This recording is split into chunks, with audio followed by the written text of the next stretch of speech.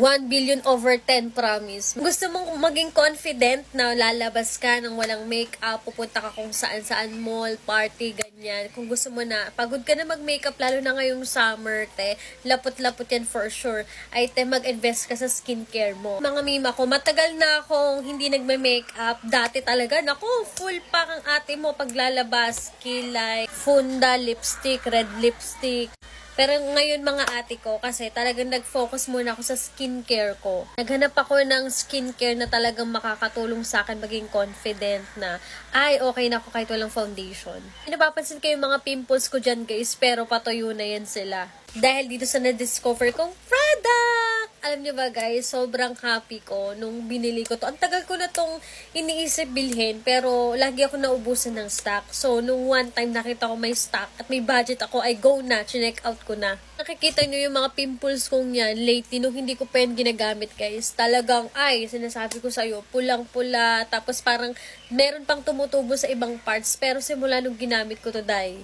Game changer at life hack na to para sa iyo mga mima ko. Alam mo ba, pagkatapos mo mag-spray nito, nakaka-glass skin talaga siya. Tapos na-dried up na yung mga pimples ko in a healthy way na hindi ako magmumukhang dull. I-spray to kasi katatapos ko lang mag-toner and moisturizer. Ngayon, ito ang gagamitin kong pang final touch. Ayan, yung ating tomato glass skin from Fresh.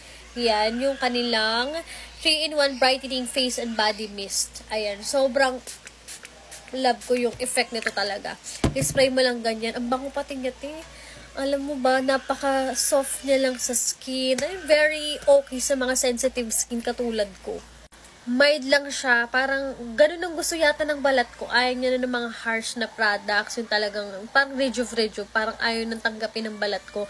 Kaya ako nagka-pimples yata. Tapos, sa sunscreen, hindi rin talaga ako pwede sa mga ginamit ko before. Kaya naghahanap din ako. Itatry ko rin yung sunscreen nila kung magiging effective sa akin. Pero, as for now, this is very good. Maniwala ka sa akin, Nakakaganda talaga siya ng skin. As you can see, parang, nag-dried up na guys yung in-spray natin. Pero ayan, nakita mo kumikislap, umiilaw. Glass skin perfect. Go na mag-check out ka na, ilalagay ko dyan sa yellow basket natin. Go!